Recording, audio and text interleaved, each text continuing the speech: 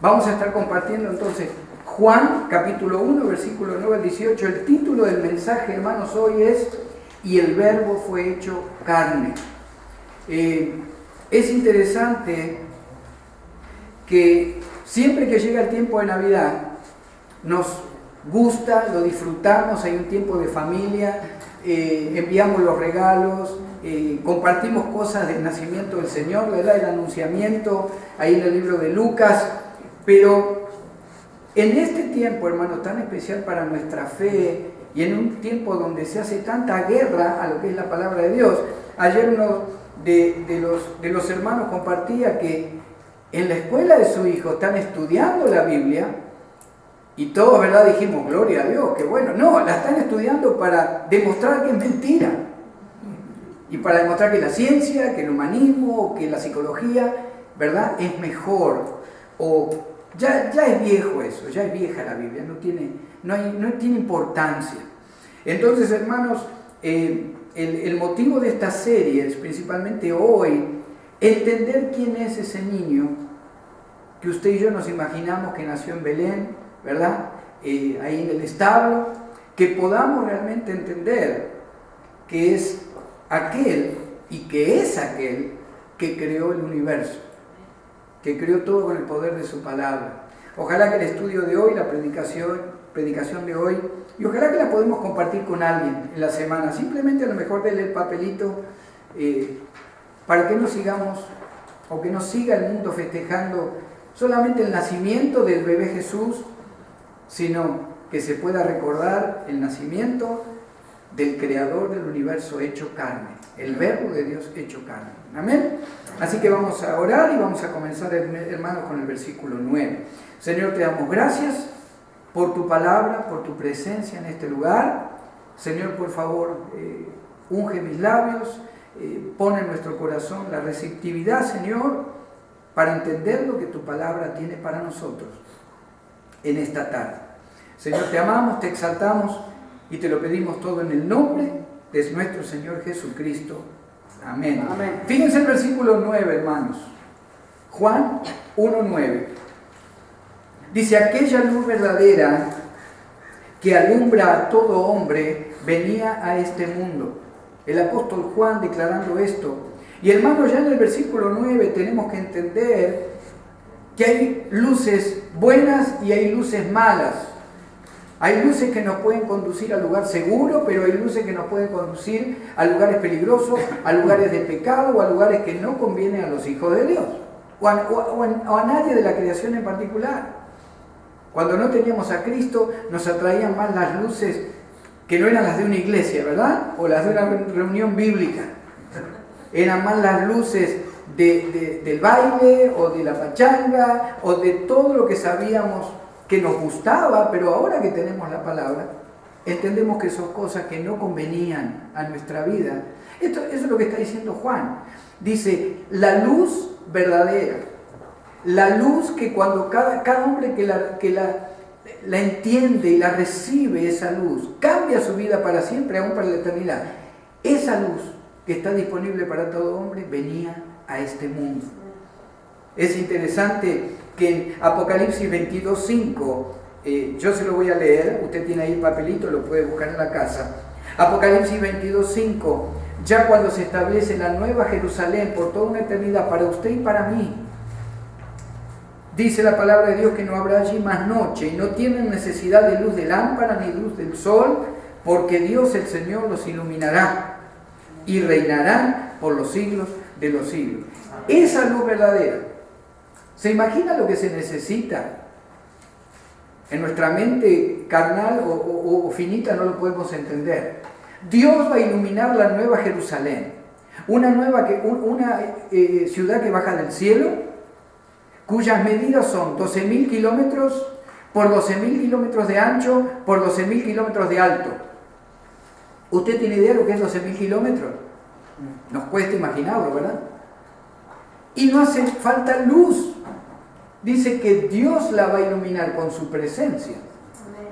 El apóstol Juan, hablando de la encarnación de Cristo, de esa luz verdadera, dice, la luz verdadera venía a este mundo. Era el tiempo de que llegara a este mundo. No era una luz artificial, no era una luz que nos podía llevar a error. Hermanos, la luz de Cristo es la gloria de Dios. Y la luz de Cristo nos lleva a un puerto seguro siempre. Siempre. Qué bonito lo que compartía nuestra hermana hoy, de lo que una de sus hijas compartió. No podemos andar de la mano de dos señores. O andamos de la mano de Cristo, la luz del universo, nuestra luz, o andamos de la mano del mundo de maldad. Dice el apóstol Juan, aquella luz verdadera que alumbra a todo hombre, venía a este mundo, era promesa de Dios. Fíjense el versículo 10. En el mundo estaba, y el mundo por él fue hecho, pero el mundo no le conoció. Y hermanos, es un poco difícil imaginarnos en nuestra mente cómo este Señor, segunda persona de la Trinidad, el Hijo de Dios, es también aquel que se le llama el Verbo Creador. Todo lo que usted ve, a usted mismo cuando se ve en el espejo, Dios declaró a través de Cristo y fuimos creados. Lo que hay en la tierra, lo que hay en el cielo, aún lo que los hombres todavía no han podido descubrir y nunca van a descubrir en las galaxias, fue hablado por Cristo en un tiempo pasado, en el tiempo de la eternidad pasada, cuando se creó todo lo que se creó. Es difícil a veces entender cómo esa segunda persona de la Trinidad, el Hijo de Dios, habló, creó todo y ahora viene a este mundo encarnado en un niño para pagar por los pecados de su creación, que nunca podía ser pagado por nada ni por nadie. El Señor sabía que la única manera de pagar los pecados que comenzaron con Adán y Eva era que el mismo Hijo de Dios se hiciera carne y habitara entre nosotros, como vamos a leer al ratito. Pero fíjese que dice el apóstol Juan, estaba en el mundo y el mundo lo hizo Él, pero el mundo no le conoció. Habla, hermanos, de la existencia de Cristo antes de la encarnación en un bebé en el vientre de María. Yo le voy a leer lo que dice Juan 17:5. Juan 17:5. Y gracias, hermanos, por la atención, le digo porque estas son algunas de las doctrinas que más le molestan al enemigo que compartamos y que usted las entienda, o que yo las entienda. Entendiendo quién es Cristo Jesús, no vamos a tener duda de a quién le pedimos.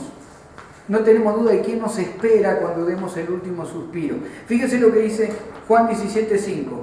Ahora pues, Padre, glorifícame tú al lado tuyo. Horas antes de ir a la cruz el Señor declara esto. Glorifícame tú al lado tuyo con aquella gloria que tuve contigo antes que el mundo fuese. Dios no tiene principio ni fin. El Padre, el Hijo y el Espíritu Santo no tienen principio ni fin. No comienzan algo, no terminan algo, porque siempre existieron y van a existir desde y hasta la eternidad. Pero en un momento del tiempo, en la sabiduría de Dios, el Padre programó y el Hijo de Dios, Jesucristo, declaró, y todo lo que usted y yo conocemos y aún lo que no conocemos fue creado. Y el apóstol Juan dice en este versículo 10, el mundo fue creado por Él y cuando vino al mundo, aún así, nadie lo conoció. Nadie entendió. La mayoría no entendieron a qué venía el Hijo de Dios. Solamente un puñado de varones, de mujeres, conocieron realmente que el que andaba entre ellos era aquel que en un momento del tiempo pasado declaró, y el mundo y el universo fue creado. El universo fue hecho de la nada por la palabra de Jesucristo, que es el Logos. Aún los filósofos griegos hablan del Logos, pero para ellos era algo utópico, algo que era imposible de entender o que nadie podía aplicar. Se hablaba y se creaba. Ellos creían que había habido un Logos antes de que todo fuera creado, pero nunca lo relacionaron con el Dios de Israel. Y los romanos, por ejemplo, nunca lo relacionaron con Cristo, ni los judíos lo relacionaron con Cristo. Cuando el Señor Jesucristo en un momento le dice, antes que Abraham fuese, yo soy, les está diciendo, yo lo creé a Abraham. Lo quisieron apedrear. En el mundo estaba, el mundo por él fue hecho, pero el mundo no le conoció. El mundo rehusó conocer al Mesías, aún los judíos que esperaban al Mesías. Rehusó conocerlo, hermanos, sin saber que el piso o la tierra que este pueblo judío pisaba había sido creada por este que caminaba entre ellos. Colosenses 1:16. Fíjese lo que dice la palabra. Colosenses 1:16. Dice la palabra de Dios: porque en Cristo fueron creadas todas las cosas, las que hay en los cielos y las que hay en la tierra, visibles e invisibles, sean tronos, sean dominios, sean principados, sean potestades. Todo fue creado por el medio de Él y para Él. Y Él es antes de todas las cosas, y todas las cosas en Él subsisten. ¿Qué es subsistir? Es durar, es extender la vida o extender lo que está sucediendo. Hermanos, en este momento Cristo Jesús, sentado a la diestra del Padre, extiende con su palabra creadora que usted y yo no muramos al instante, o que el universo no se destruya. Dice que Él mantiene toda la creación con la palabra de su poder. Ese Cristo es el que María sostuvo en sus brazos en el establo. Todo fue hecho por Él, la tierra fue hecha por Él y Él estaba en medio de ellos, pero su pueblo ni nadie lo conoció, como dice el apóstol Juan. Fíjese el versículo 11: a lo suyo vino y los suyos no lo recibieron. Hay varias interpretaciones para ese versículo. Algunos dicen vino a su pueblo, y sí, es real, porque el Señor fue el que dijo: me es necesario primero ir a las ovejas perdidas de Israel. Pero después, por supuesto, que bendijo a los gentiles, sanó gentiles. Tenemos estas historias, estos milagros en los evangelios. La mujer sirofenicia, por ejemplo. Hay milagros entre los gentiles.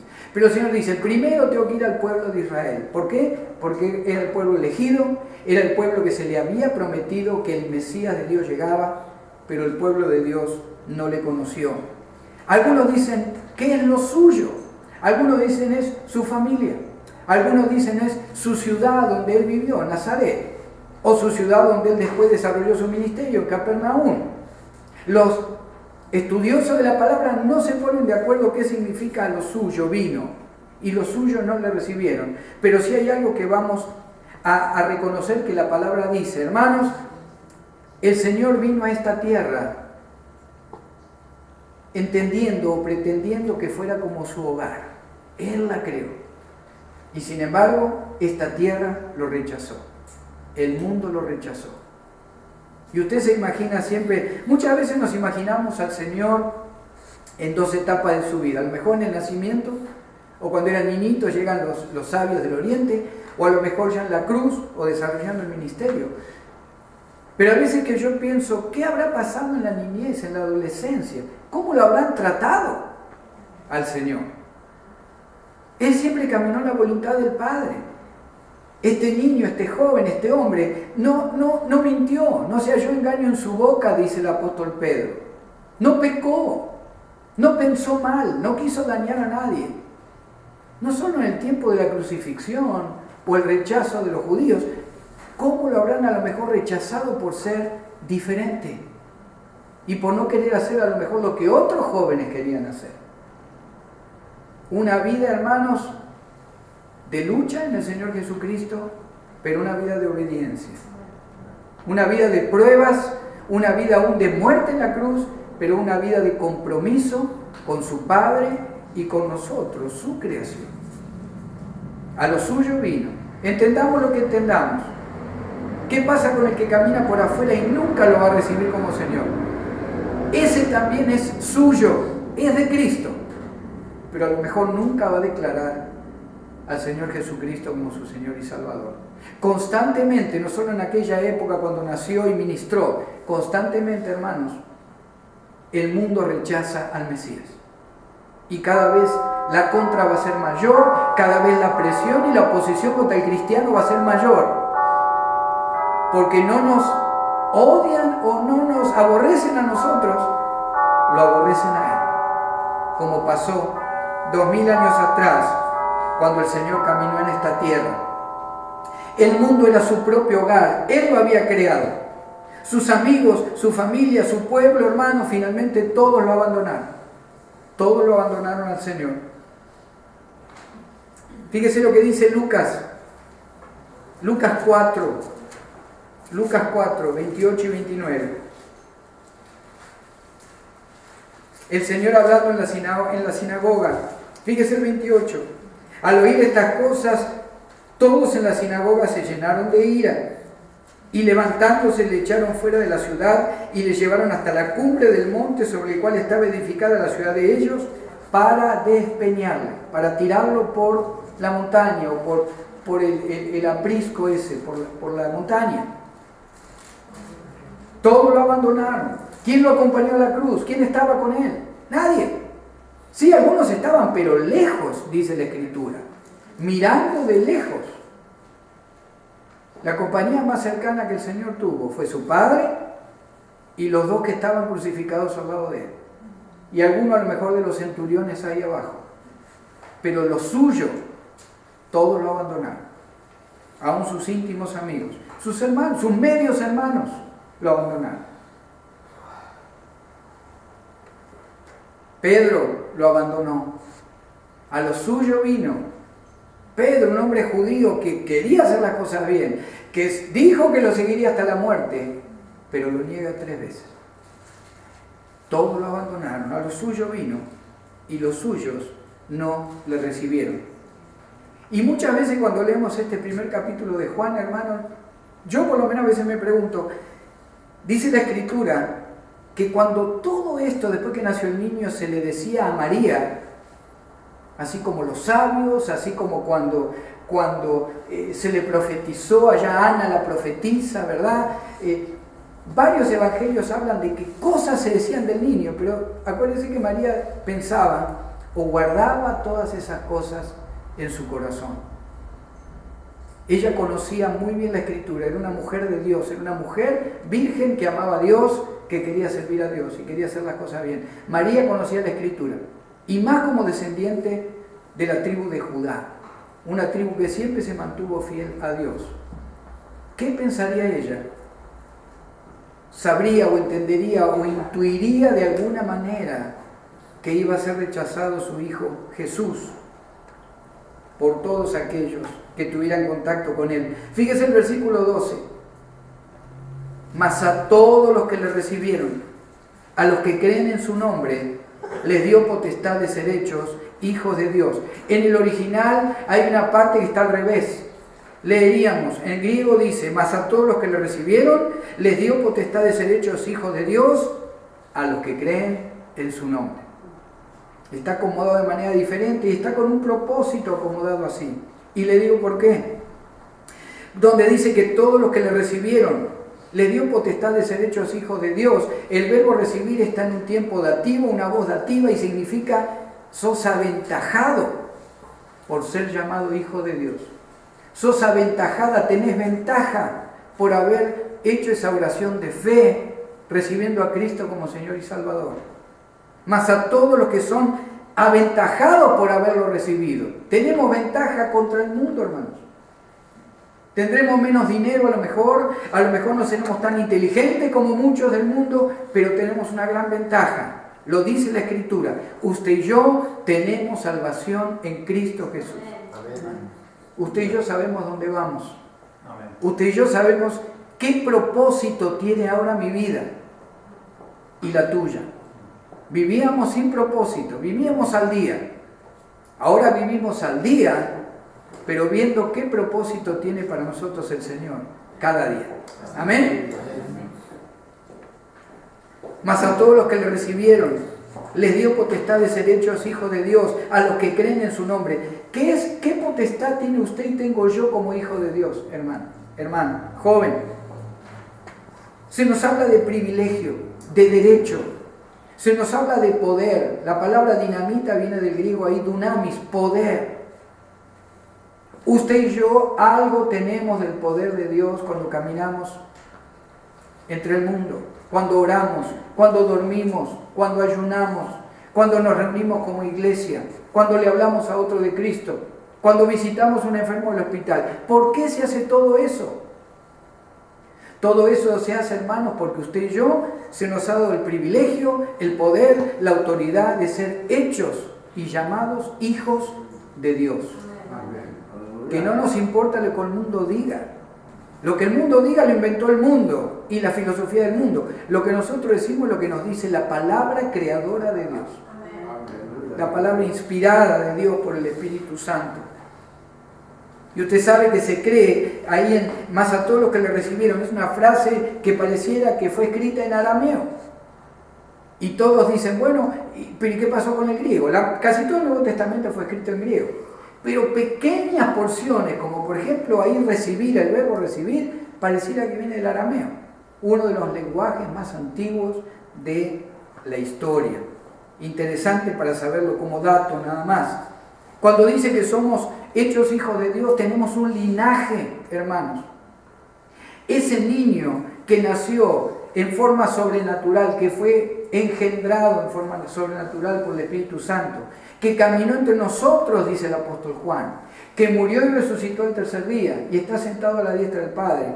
Ese niño Jesús, ese Jesucristo, hermanos, ese Mesías, es el que nos ha dado linaje. Linaje. Usted y yo tenemos ahora una sangre espiritual divina de parte de Cristo. No caminemos, hermanos, como cualquier cosa. Sí fue un niño, y verdad que otras religiones festejan al niñito o el canastito, y gloria a Dios cuando fue niño. Pero yo festejo, y usted festeja, la cruz y la tumba vacía. Eso es lo que festejamos. Una vez que ese niño creció, como dice la Escritura, que se creía que tenía 30 años, alrededor de 30 años cuando comenzó su ministerio. Se cree que caminó 3 años y medio, antes de morir en la cruz, por tus pecados y por los míos. Pero a todos los que recibieron, les dio potestad de ser hechos hijos de Dios, a los que creen en su nombre. Primero habla del pasado. Los que le recibieron cuando Él estaba, fueron hechos hijos de Dios. Los que caminaron todos estos 2000 años a través de la iglesia y recibieron a Cristo, fueron hechos hijos de Dios, como usted y como yo. Pero ¿qué pasa mañana? ¿Cómo sé que a alguien se le va a dar la potestad, la autoridad de ser hecho hijo de Dios a los que creen en su nombre? ¿Qué le compartimos a alguien cuando hablamos del Señor y su salvación? Confesalo, recibilo y vas a ser sellado por el Espíritu Santo. Creemos en el nombre del Hijo de Dios. Esa es la gran clave de ese versículo. Todo, hasta el que ayer recibió a Cristo o hoy a la mañana, gloria a Dios. Pero los que mañana lo reciban van a tener que confesar que creen en el nombre del Hijo de Dios. Aquel que caminó sin pecado, aquel que caminó sin engaño. Fíjese el versículo 13. ¿Y por qué usted y yo somos llamados hijos de Dios? Dice el versículo 13, los cuales no son engendrados de sangre, ni de voluntad de carne, ni de voluntad de varón, sino de Dios. Así como Cristo, hermanos, fue engendrado por el Espíritu Santo para la gloria del Padre, de alguna manera usted y yo, cuando recibimos a Cristo como Señor, de alguna manera, hermanos, somos nacidos de nuevo. No sabemos cómo trabaja esto, no lo sentimos, no lo podemos ver, pero el Señor Jesucristo le dijo a Nicodemo, te es necesario, Nicodemo, nacer de nuevo. ¿Cómo nacemos de nuevo? Simplemente diciendo, Señor, yo quiero cambiar mi vida en este día. Te recibo hoy como mi Señor y mi Salvador personal. Cámbiame, limpia mi corazón. Yo quiero cambiar. Y el Señor nos promete, hermanos, que al instante nos sella el Espíritu Santo. Y nuestra mente, nuestro corazón, nuestra conciencia cambia. Queremos ahora vivir de una manera diferente de cómo vivíamos. ¿Por qué somos linaje de Dios? Somos linaje de Dios porque ¿sabe qué?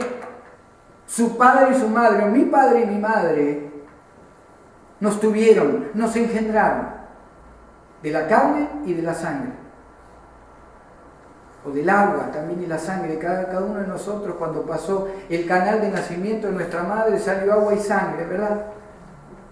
Pudo haber sido alguien que a lo mejor dijera, bueno, tuve una relación con alguien y bueno, la persona quedó embarazada, que nazca la criatura. Pudo haber sido por amor, pudo haber sido por deseo sexual, por lo que fuera. Pero cuando un niño nace o una niña y después recibe a Cristo como Señor, no importa cómo o por qué fue engendrado o con qué motivación, ahora nace de nuevo. Y ya no tiene el linaje de la sangre de aquellos que lo engendraron, sino el linaje del Espíritu Santo. Amén. Todo eso comenzó, hermanos, con el pesebre. Todo eso comenzó en el establo.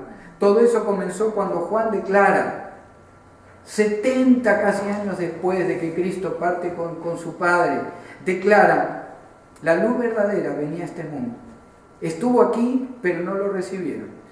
Pero a los que lo recibieron, les dio un linaje nuevo. Un linaje eterno. Amén. Los cuales no son engendrados de sangre, ni de voluntad de carne, ni de voluntad de varón, sino de Dios. Fíjese el versículo 14, el centro de este mensaje. Y aquel verbo, el verbo divino, el creador, el logos, y el verbo fue hecho carne. Cristo Jesús fue hecho carne y habitó entre nosotros, dice el apóstol Juan. Y vimos su gloria, gloria como del unigénito del Padre, lleno de gracia y de verdad. El que creó todo, hermanos, a través de su propia palabra, ahora estaba entre los hombres. Los creó, creó el mundo, creó el universo, creó cada hombre que caminaba con él en el tiempo que se encarnó en un hombre y ahí caminó con ellos. El verbo, el que declaraba y crea, o el que declara y crea, se hizo hombre, se hizo carne y habitó entre nosotros. Se hizo carne, pero no pecó en la carne, como usted y como yo, desde que nacimos. Como dice allá Primera de Pedro 2, 21, 22. Primera de Pedro 2, 21 y 22. Dice la palabra de Dios, pues para esto fuisteis llamados, porque también Cristo padeció por nosotros, dejándonos ejemplo para que sigáis sus pisadas, el cual no hizo pecado, ni se halló engaño en su boca. Cristo Jesús se encarna en un niño, en un ser humano, como Dios y como hombre, 100% Dios, 100% hombre. Nunca pecó, nunca pensó mal, nunca hizo algo que no estuviera de acuerdo al Padre, pero aún así como hombre caminó entre nosotros, dice el apóstol Juan. Gálatas 4:4 declara que no fue un hecho caprichoso de parte de Dios. Dios determinó el tiempo en que Jesucristo, su Hijo, caminara entre nosotros. Gálatas 4:4 dice, pero cuando vino el cumplimiento del tiempo, Dios envió a su Hijo, nacido de mujer y nacido bajo la ley, para que redimiese a los que estaban bajo la ley, a fin de que recibiésemos la adopción de hijos. Y aquel verbo fue hecho carne y habitó entre nosotros, y vimos su gloria, gloria como del unigénito del Padre, lleno de gracia y de verdad. Si le podés cambiar a la que sigue, la que sigue. En el Antiguo Testamento, hermanos, habla de que el tabernáculo, en el lugar santísimo, estaba el arca del testimonio y la gloria de Dios habitaba ahí, sobre la tapa con los querubines. Ahí habitaba la gloria de Jehová. ¿Se acuerda cuando el pueblo de Israel caminaba o descansaba de noche? O veían la columna de fuego o veían la nube. que los cubría y los guiaba. Siempre la presencia de Dios enfocada principalmente en el tabernáculo. ¿Sabe lo que está diciendo Juan acá? Cuando dice, aquel verbo fue hecho carne y habitó entre nosotros y vimos la Shekinah Glory entre nosotros. Vimos la columna de fuego entre nosotros. Vimos el amor de Dios entre nosotros. Vimos el poder de la voz de Dios hablando desde el monte entre nosotros. Eso es lo que está diciendo Juan cuando dice, nosotros lo vimos, estuvo entre nosotros y vimos la gloria que se veía en el Éxodo cuando se buscaba la presencia de Dios. ¿Se imaginan? ¿Por qué cree, hermano, hermana, joven? ¿Cómo puede ser que un cobrador de impuestos, que era rico, todos eran ricos los cobradores de impuestos, de repente el Señor pasa y le dice, sígueme? Dice que dejó todo y lo siguió, le vi. ¿Cómo puede ser? Pescadores que estaban arreglando las redes, de eso vivían. Dejaron todo y lo seguían cuando el Señor les decía, sígueme. ¿Cómo trabajaba eso? ¿Que era un gran mago, un gran ilusionista? No. El que lo escuchaba a él, el que lo veía a él, escuchaba y veía la gloria de Dios. Por eso nadie le podía resistir, ni para seguirlo, ni para contradecirlo en su palabra. Él era la palabra. Él era la palabra creadora que se hizo carne y habitó entre nosotros, dice el apóstol Juan, y vimos su gloria, gloria como del unigénito del Padre. Hay unigénito, hermanos, estaría tomado mejor como el que se destaca del Padre. Porque hay algunas sectas que toman esa palabra, o que cuando fue engendrado el Hijo de Dios, y no lo toman a Cristo como Señor, como Dios, lo toman como alguien creado. Sería correcto decir, y vimos su gloria como aquel que el Padre destacó entre toda la creación, habiendo sido Él mismo el que creó a todos. Él, que no fue creado, se destacó entre toda la creación. Fíjese, el versículo 14 habla también de que Cristo levantó tabernáculo. Cuando Él caminaba, cuando Él hablaba, cuando Él dormía, el tabernáculo de Dios estaba sobre Él, simbólicamente. De la misma manera que en el desierto, el pueblo de Dios era guiado por el tabernáculo y por la nube o por la columna de fuego, de la misma manera el que seguía a Cristo nunca dudó. A pesar de fallar, a pesar de negarlo, a pesar del temor, todos murieron como mártires, sus apóstoles, menos Juan, según la tradición judía. El único que no vio esa gloria, sino que vio la gloria del bolsillo, fue Judas. Y así terminó. Vio la gloria de Cristo, pero pensó aprovecharla para ganancia o para promover algo en lo material, no en lo espiritual, y terminó, como usted ya sabe, que Judas terminó. Fíjese el versículo 15. Juan dio testimonio de él. Ahora cambia el apóstol Juan a hablar de Juan el Bautista. Juan dio testimonio de él y clamó diciendo, este es de quien yo decía, el que viene después de mí es antes de mí, porque era primero que yo. Otra vez, aún Juan el Bautista declara, Él nos creó. Él nos creó. Yo nací primero, Él nació después, pero como Dios encarnado nació después. Él era antes que yo, Él me formó a mí en el vientre de mi madre. Él creó a todos, Él creó la tierra, el universo. Dice Juan, este es de quien yo les decía, como dice el versículo 15, el que viene después de mí es antes de mí, porque era primero que yo. Juan el Bautista también dio testimonio de la gloria de Dios en Cristo. También entendió que Cristo, hermanos, o Jesucristo, preexistió antes de que todo fuera creado. Le voy a leer lo que dice Juan 8, 57 y 58. Juan 8, 57 y 58. Entonces le dijeron los judíos, ¿aún no tienes 50 años y has visto a Abraham? Jesús le dijo, de cierto os digo, Antes que Abraham fuese, yo soy. No tiene pasado, no tiene futuro, no tiene presente. Es eterno el Señor Jesucristo. Amén. En su encarnación como hombre y como Dios, le declara a los judíos: ¿usted cree que yo no lo conocí a Abraham? Yo lo creé a Abraham. Yo soy antes no solo de Abraham, sino de toda la creación.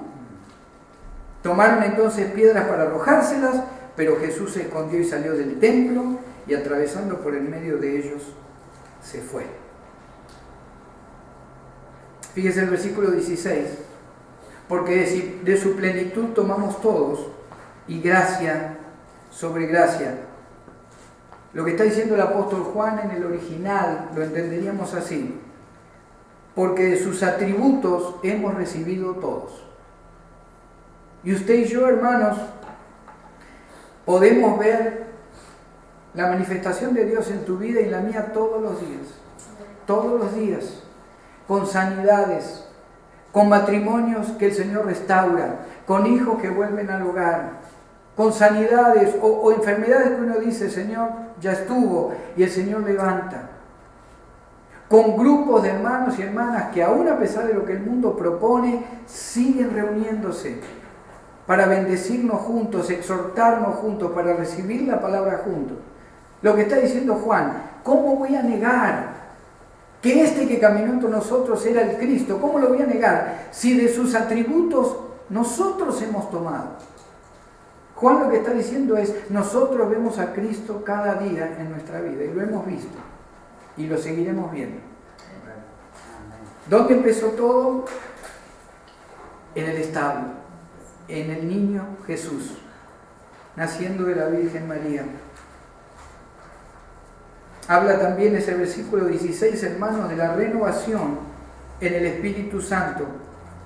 Yo le voy a leer lo que dice el libro de Lamentaciones, capítulo 3, versículos 22 y 23, el libro escrito por Jeremías también.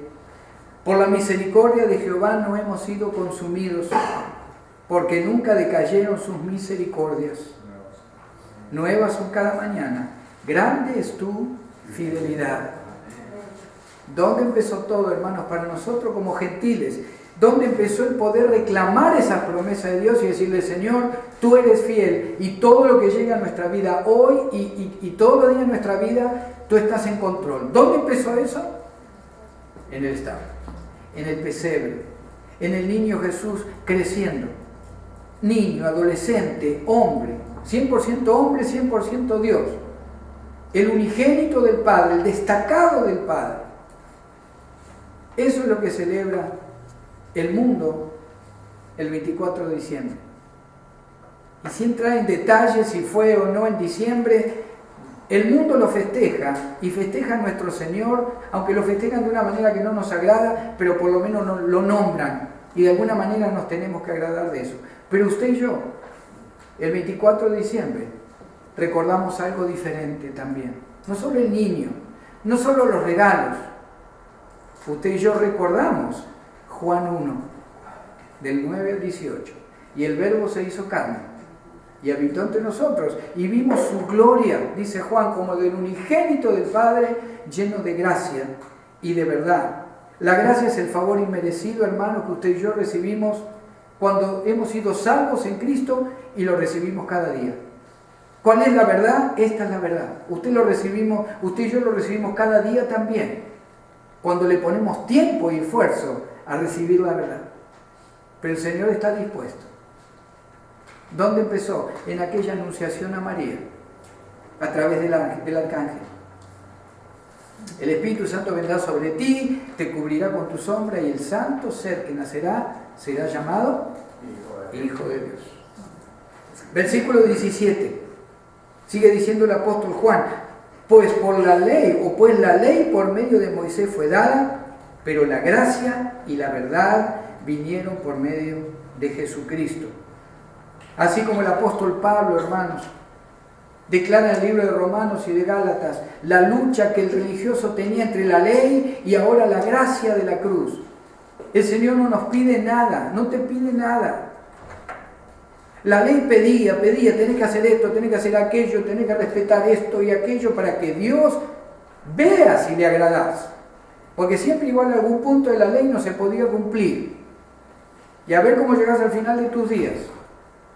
Pero usted y yo ahora, hermanos, en Cristo, solamente el Señor nos pide, confía en mí. Reconoce que soy tu Salvador. Reconoce que vine al mundo para pagar por tus pecados. Habiéndote creado, no solo como creación de Dios, no quisieras ahora ser hijo o hija de Dios.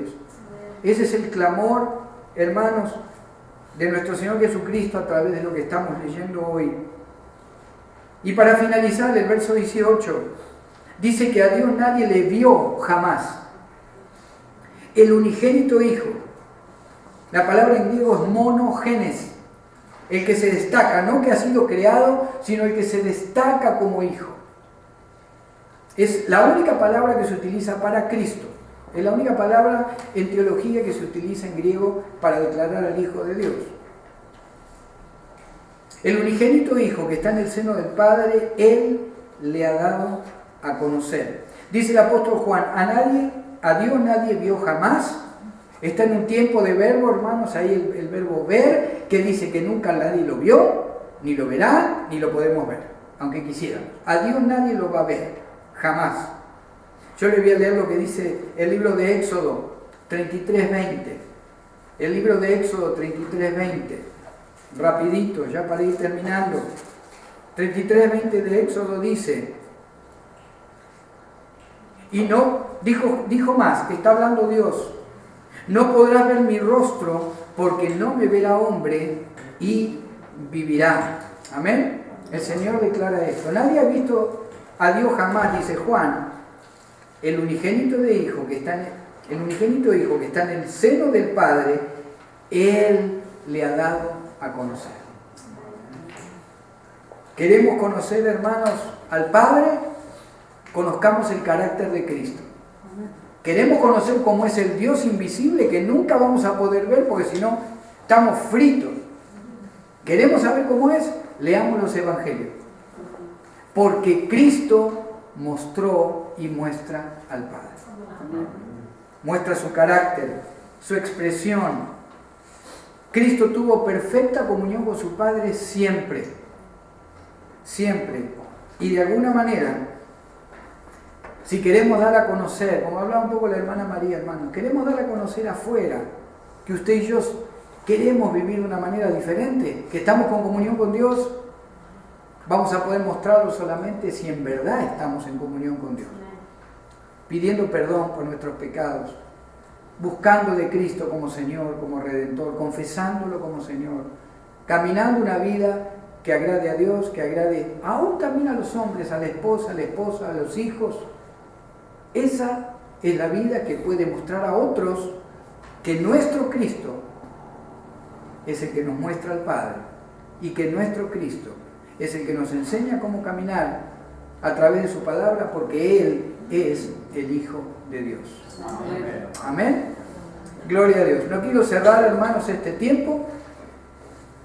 Con todo lo que hemos compartido hemos hablado de Cristo nada más. Quiero preguntar si alguien quisiera hoy recibir a Cristo como Señor y Salvador.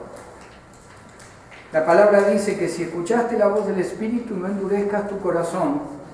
Hoy es el día de salvación, dice la palabra. Hoy. Para aquellos o aquellas que ya lo han confesado una vez, no es necesario hacerlo otra vez. Esta palabra va por aquel o aquellas o aquellos que quisieran públicamente decir, Señor, yo quiero recibirte como mi Señor y Salvador.